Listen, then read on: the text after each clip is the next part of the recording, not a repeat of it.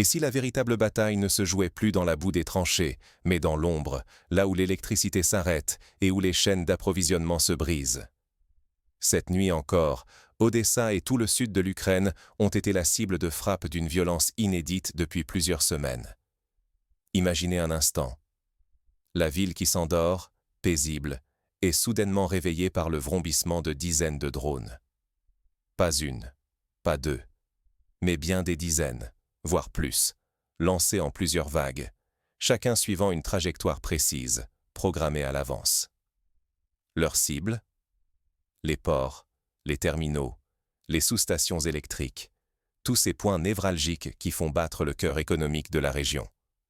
Ce scénario, jadis réservé aux romans d'anticipation, s'est matérialisé en Ukraine. Les drones de nouvelle génération, plus rapides, plus précis, capables de voler à basse altitude pour échapper aux radars, se coordonnent désormais avec l'aviation. C'est une symphonie macabre, où chaque note vise à frapper là où ça fait le plus mal. Le grain qui nourrit le pays, le carburant qui fait rouler ambulances et camions, l'électricité qui éclaire les écoles et alimente les hôpitaux. Prenons un exemple concret. Un terminal portuaire, vital pour l'exportation du maïs ukrainien, a été frappé en pleine nuit. Le feu a embrasé les silos, détruisant des réserves destinées à nourrir non seulement l'Ukraine, mais aussi nombre de pays africains dépendants de ces exportations. Les conséquences de cet acte ne se limitent pas à la région.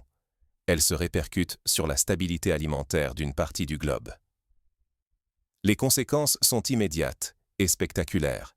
Des incendies gigantesques déchirent la nuit, les flammes illuminent le ciel, puis le noir complet s'installe. Des familles entières, parfois sur 3 générations, sont plongées dans l'obscurité. L'électricité s'arrête, les ascenseurs restent bloqués, les réseaux mobiles s'éteignent. Imaginez une mère qui tente, à la lueur d'une bougie, d'expliquer à son enfant pourquoi le chauffage ne fonctionne plus alors que le gel s'installe peu à peu. Ou un médecin dans un hôpital qui doit choisir entre alimenter un respirateur ou l'éclairage des salles d'opération. La région tout entière est suspendue dans une incertitude oppressante. Dans les supermarchés, les étagères se vident à vue d'œil. Les files d'attente pour le pain et l'eau s'allongent. Les transports publics sont à l'arrêt, obligeant des milliers de personnes à marcher des kilomètres pour aller travailler ou chercher de l'aide. Derrière chaque explosion, c'est une chaîne logistique qui se brise. Exemple frappant, un dépôt de carburant détruit à la périphérie d'Odessa a entraîné la mise à l'arrêt de tout un réseau de transport en commun pendant 2 semaines. Des emplois sont effacés, une économie entière chancelle. Les prix s'envolent, le prix du pain triple en quelques jours, le litre d'essence devient un luxe. Les réserves fondent, et la menace d'un hiver difficile devient concrète pour tous, particulièrement pour les plus vulnérables, personnes âgées, malades, enfants. Ignorer cette guerre de l'ombre, c'est sous-estimer la portée du conflit. Car chaque port détruit, chaque centrale mise hors service, affecte bien plus que le champ de bataille. La hausse du prix du pain n'est pas une abstraction. Elle se répercute jusque dans les boulangeries de Pologne ou d'Allemagne. La stabilité énergétique vacille, la sécurité des foyers européens est désormais en jeu.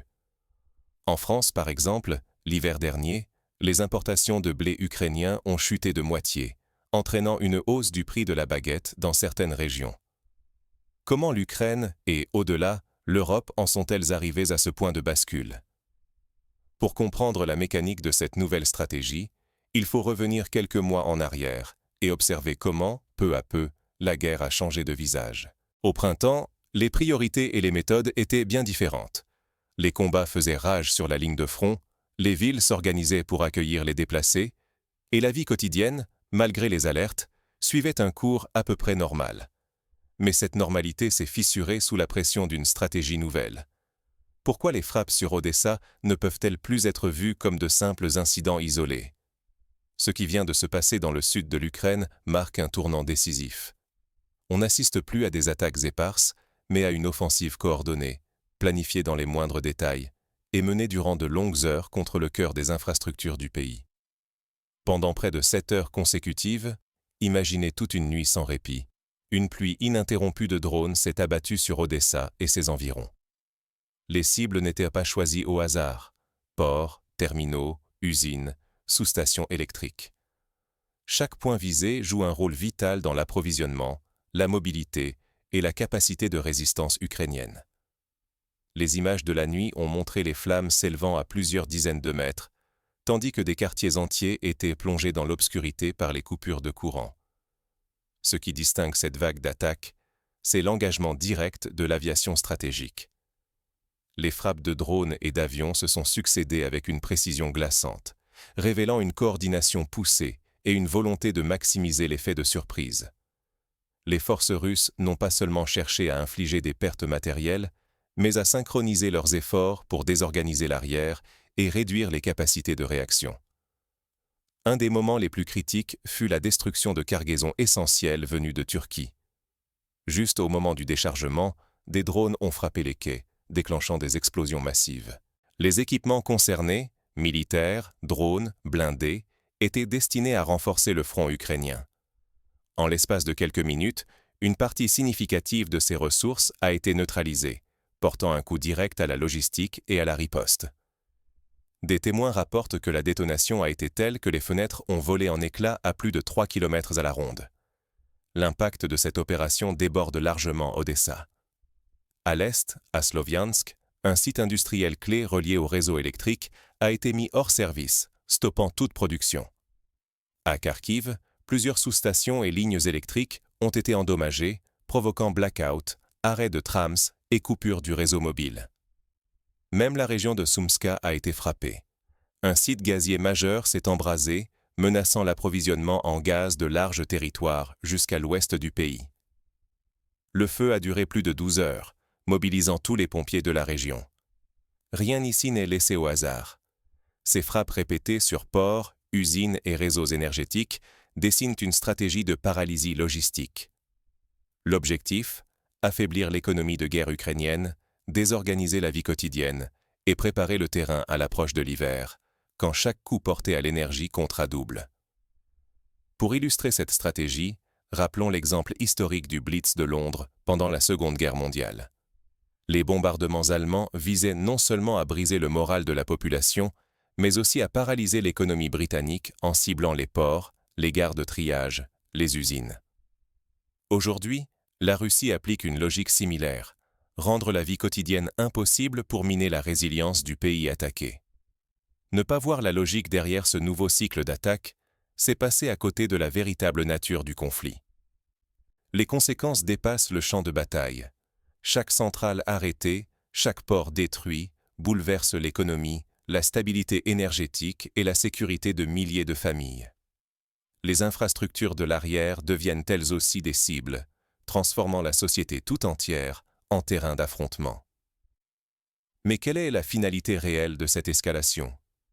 S'agit-il simplement d'exercer une pression supplémentaire, ou bien d'imposer une nouvelle réalité stratégique en redéfinissant les lignes de force de la guerre? Pour comprendre la portée de cette nouvelle stratégie, il faut s'intéresser à la logique qui guide le choix des cibles. Derrière chaque attaque, un calcul précis et une intention plus profonde se dessinent. Et si le vrai terrain de la guerre n'était plus la ligne de front, mais le quotidien d'une nation? Depuis plusieurs semaines, l'Ukraine découvre que la bataille se livre aussi à travers l'électricité, le chauffage, les transports. La stratégie russe, en visant les infrastructures, rappelle le siège de Sarajevo dans les années 90, où l'électricité, l'eau et la nourriture étaient systématiquement coupées pour forcer la reddition de la ville. Les frappes massives plongent des villes entières dans le noir. Les tramways s'arrêtent, les usines se taisent, les réseaux de communication s'effacent. Les ports, les gares de triage, les centrales électriques deviennent les nouveaux champs de bataille. Chaque attaque vise à désorganiser la logistique, à couper les voies de ravitaillement, à rendre la riposte incertaine. Les armes se taisent, mais aussi les moteurs, les ampoules, les téléphones. La méthode est brutale. Frapper systématiquement les points de réparation, les nœuds ferroviaires, les réserves d'énergie. On coupe le cœur des chaînes d'approvisionnement. On éteint la lumière dans les foyers où l'on vit, travaille, espère. Le quotidien devient un parcours du combattant. Prendre un tramway, acheter du pain, rejoindre l'hôpital, tout dépend d'un fil électrique fragile. Un exemple frappant. La panne générale survenue à Kharkiv a paralysé les hôpitaux, forçant les médecins à pratiquer des opérations à l'aide de lampes frontales. L'Ukraine improvise. Les autorités tentent des réparations d'urgence, déplacent des générateurs, réaffectent des équipes là où la pénurie est la plus grave. Les alliés occidentaux accélèrent l'envoi de groupes électrogènes, de transformateurs, de matériel pour raccommoder les réseaux. Pourtant, chaque nuit sans lumière érode un peu plus la résilience. Pour les civils, la brutalité est quotidienne. Des familles entières vivent dans le froid et le noir, les magasins ferment, les hôpitaux choisissent entre soigner et économiser l'énergie. Des chaînes de solidarité s'organisent, partage de bougies, abris collectifs, repas chauds. Mais la fatigue s'accumule, et la perspective d'un hiver sans chauffage devient chaque jour plus réelle. À Kiev, des centres communautaires se sont transformés en refuges chauffés, ouverts 24 heures sur 24. Au-delà des ruines matérielles, c'est la cohésion sociale d'un pays qui vacille. Une population épuisée, privée de ressources et d'espoir, risque de perdre bien plus que des kilomètres de territoire. Car c'est la résilience nationale elle-même qui est en jeu, attaquée nuit après nuit. L'histoire récente de la Syrie montre comment la destruction systématique des infrastructures a contribué à l'effondrement du tissu social. Jusqu'où peut aller cette stratégie de paralysie? Où s'arrête la capacité de résistance ukrainienne dans cette guerre de l'ombre? À mesure que l'hiver approche, chaque frappe menace davantage la vie quotidienne et la stabilité du pays. Mais cette guerre invisible façonne aussi le visage de la résistance ukrainienne. L'hiver qui approche pourrait bien marquer le tournant du conflit. Désormais, la guerre ne se limite plus aux affrontements directs. Elle s'étend aux arrières, où chaque attaque ciblant l'infrastructure peut faire chavirer l'équilibre fragile entre les camps. Des deux côtés, la préparation est fébrile. Russes et Ukrainiens accumulent des générateurs, engrangent du carburant, des vivres, des pièces de rechange. Les stratégies changent, stocks dispersés, équipements camouflés, sous-stations et ports vitaux renforcés. Sur le modèle du plan de défense britannique lors du Blitz, l'Ukraine disperse ses stocks et multiplie les caches de ravitaillement. Sur le terrain, les frappes s'intensifient à l'arrière. Attaques coordonnées, salves répétées, la défense anti-aérienne est saturée. La question n'est plus de savoir si une installation critique sera touchée, mais quand. Les responsables locaux organisent des exercices de gestion de crise, simulant des coupures totales pour préparer la population à l'imprévu. Les conséquences logistiques sont immédiates. Chaînes d'approvisionnement rompues, munitions menacées, rationnement du carburant et de l'électricité. À chaque centrale hors service, l'économie ralentit, les prix flambent, des milliers de familles sont contraintes de s'adapter dans l'urgence. Dans certains villages, les communautés s'organisent pour partager les rares générateurs disponibles. Les effets humanitaires deviennent dramatiques. Les hôpitaux fonctionnent sur générateurs, mais pour combien de temps? Les coupures de courant épuisent soldats et civils, bouleversant les rotations et le quotidien. Des réseaux de solidarité naissent, mais la fatigue gagne du terrain. En mars dernier, la Croix-Rouge a distribué près de 10 000 kits de survie dans la seule région d'Odessa, illustrant l'ampleur du défi. Le moral vacille. Chez les soldats, le manque de sommeil et le doute minent l'endurance. Chez les civils, la peur d'un hiver sans chauffage ni lumière s'ajoute à l'angoisse des frappes quotidiennes. Les psychologues notent une hausse des troubles anxieux et des dépressions, notamment chez les plus jeunes. À l'international, chaque vague d'attaque fait monter la tension. Les alliés occidentaux accélèrent l'envoi de pièces et de systèmes anti-aériens, tout en révisant leur propre logistique pour éviter la rupture. Les pressions diplomatiques s'accentuent, sanctions, négociations, aide humanitaire, tout se réajuste en temps réel. L'Union européenne a doublé ses livraisons de carburant d'urgence en 3 mois. Le risque est colossal. Si l'infrastructure s'effondre, c'est la société entière qui chancelle. Sans électricité, route ou port, la résistance s'essouffle, et la victoire militaire devient hors d'atteinte, peu importe le courage. L'histoire de la guerre de Corée rappelle qu'un camp peut perdre l'avantage, non pas sur le terrain, mais par l'épuisement de ses ressources logistiques. Mais si l'hiver promet d'être décisif, Il reste une inconnue majeure. Jusqu'où chaque camp est-il prêt à aller pour briser l'autre, et à quel prix? La suite va révéler la véritable capacité de résilience de la société. L'expérience de la Finlande lors de la guerre d'hiver, où la population s'est adaptée à l'absence de chauffage et de lumière, prouve que l'ingéniosité humaine est sans limite, mais elle a aussi ses seuils. Comment survivre lorsque l'énergie devient la première ligne de front? Sous les frappes répétées sur les infrastructures, le quotidien bascule. Sans électricité, sans transport, sans sécurité, chaque journée se transforme en défi collectif pour la survie. La gestion des priorités devient cruciale. Faut-il alimenter le poste de police ou la maternité? Qui a accès au dernier stock de carburant? Dans les villes sinistrées, la solidarité prend forme. Des cuisines mobiles nourrissent les plus vulnérables. Partout, des collectes de vêtements, de nourriture et de médicaments s'organisent. Les réseaux d'entraide se densifient, garantissant la distribution d'eau, de produits essentiels et le partage d'informations vitales.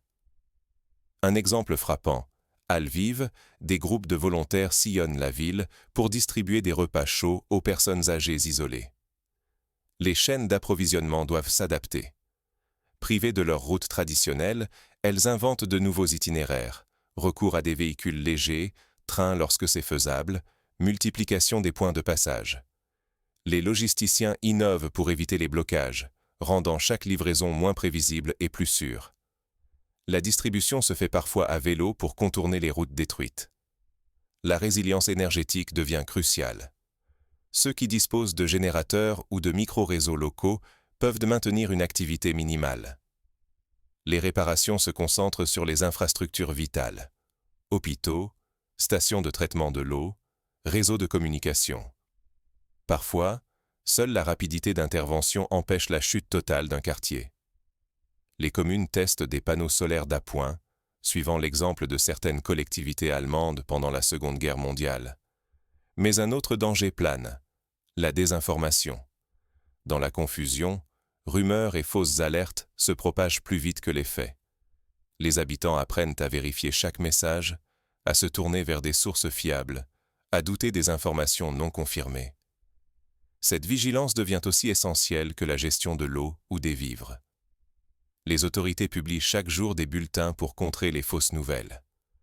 Une leçon s'impose. La défense ne se joue plus seulement sur le plan militaire. Les réseaux électriques, le transport, les entrepôts logistiques forment désormais la nouvelle frontière. Investir dans la robustesse des infrastructures, privilégier des solutions décentralisées, anticiper les ruptures, tout cela relève désormais de la survie nationale. L'Ukraine, comme Israël lors de la guerre du Kippour, a compris qu'un réseau décentralisé est moins vulnérable qu'un système centralisé. Ignorer ces défis coûte cher. Pertes humaines, chaos économique, fractures morales. Se préparer à ce choc logistique, c'est se donner une chance de résister, de protéger les plus fragiles et de préserver l'espoir. Quels sont alors les leviers d'action? Premièrement, renforcer la protection des infrastructures critiques en les enterrant ou en les dispersant, comme l'ont fait les Suisses pendant la guerre froide. Deuxièmement, diversifier les sources d'énergie. Panneaux solaires sur les bâtiments publics, microcentrales hydrauliques dans les villages isolés. Troisièmement, former la population à l'autonomie de base. Filtres à eau, kits de survie, gestion des coupures prolongées. Reste une question. Comment appréhender ce nouveau visage de la guerre? Face à cette mutation du conflit, l'hiver approche, et chaque coup porté contre une centrale ou un port devient une bataille pour la survie. Mais comment les Ukrainiens tiennent-ils, et quelles leçons pour l'Europe? L'issue du conflit se joue désormais bien au-delà des canons, dans nos usines, nos réseaux, nos foyers. Aujourd'hui, la bataille décisive ne fait plus rage seulement sur les lignes de front, mais surgit à l'arrière, là où chaque centrale, chaque sous-station, chaque port se transforme en enjeu vital. Un seul assaut contre une infrastructure clé peut, en une nuit, plonger des dizaines de milliers de familles dans l'obscurité et l'incertitude. Ce constat est implacable. Dans la guerre moderne, la fragilité des infrastructures pèse autant sur le destin d'un pays que le courage de ses soldats. L'électricité, le gaz, les routes et les ports ne sont plus de simples commodités, mais les artères essentielles d'une nation. Quand elles vacillent, c'est l'économie, la vie quotidienne et la sécurité de tous qui chancellent. Les experts militaires parlent désormais de guerre hybride, où la coupure d'une ligne à haute tension peut peser autant qu'une victoire tactique. Oublier ce rôle fondamental, c'est s'exposer à répéter les mêmes erreurs, sur le champ de bataille comme dans la vie civile. Les frappes récentes imposent une réalité. La défense ne dépend plus seulement des armes, mais aussi de la résilience de nos réseaux et de la solidité de notre logistique. Chacun porte la responsabilité de saisir l'ampleur de ces enjeux et d'exiger une vigilance renforcée. Rester passif ou indifférent, c'est accepter que les failles s'élargissent et risquer d'en payer le prix demain. L'exemple ukrainien rappelle à quel point l'énergie et la logistique constituent des biens précieux, à défendre sans relâche. Pour conclure, face à une guerre qui se redéfinit à chaque frappe, notre perception doit évoluer. Anticiper l'avenir, c'est renforcer, adapter et protéger nos infrastructures, pour ne plus jamais être pris au dépourvu. Car c'est là, dans la robustesse invisible de nos réseaux, que se joue désormais la survie des nations.